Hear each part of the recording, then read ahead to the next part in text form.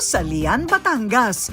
At muling balikan ng classic but goodie na Matabungkay Beach Resort. Pamantayan ng first-class accommodation ang Matabungkay Beach Hotel.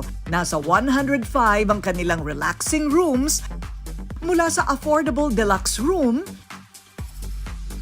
family 1-bedroom, superior family 2-bedroom, may barkada room din para sa mga katropa nyo, at sunset studio na may napakagandang beach house. Tinawag na Maldives of the South ang Matabungkay, kung saan pwede niyong ma-experience ang napakagandang mga accommodation na ganyang mga bahay na nasa tubig.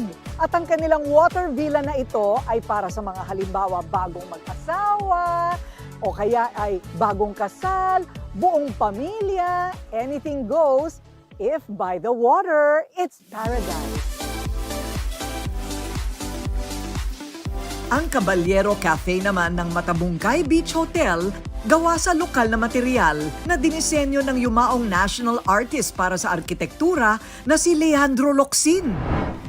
Bukod sa kasaysayan ng cafeteria, mayaman din sa nagsasarapang pagkain ang kanilang hinahain. Paggising pa lang handa na ang buffet breakfast.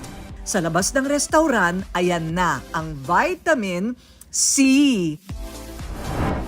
May kayak for beginners. Ang kayak, isang makitid na bangka na itinutulak gamit ng lakas sa pagsagwan. Pili namin ang Matabungkay because of the proximity to Metro Manila and affordable din naman siya. It's a very good experience din. Na-enjoy ako po sa beach dito. Aba, pag sinabing Matabungkay, hindi pwedeng hindi sumakay sa balsa. Tumatak sa Matabungkay ang Batangas Food Festival. Mga pagkaing proud Batanggenyo na nilalagyan ng Korean fusion. The objective of the Batangas Food Festival is to promote tourism in Batangas through food. Tikman ang Kambijim, kung saan kambing ang ginamit na karne imbis na baka o baboy. Hango ito sa Korean recipe na Kalbijim o braised short rib dish. Itry din ang balayan lumpia, pansit sa buko, bulalong bachoy, ang kanilang signature kalderobo, kalderetang adobo, at hindi mawawala ang spicy sinaing na gulyasan. Yung classical food, like slow food na ginagawa ng karaniwang taga Batanggenyo, I decided to incorporate new ingredients. So like classical and then a modern twist.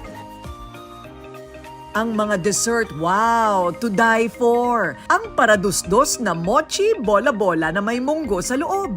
Tricolor suman na ube, langka at makapuno. Ang flavor na may latik sa ibabaw. At ang bestseller na Taal Lava Cake, kung saan kaping barako ang mismong cake na may muscovado at caramel sauce sa ibabaw. Lahat gawa ni pastry chef Alex, na anak ng may-ari ng resort na si Charlie Antonio. I guess the highlight would be yung Taal Lava Cake. I've been seeing a lot of people ordering and coming up to me saying, oh, tala masarap. I'm not usually into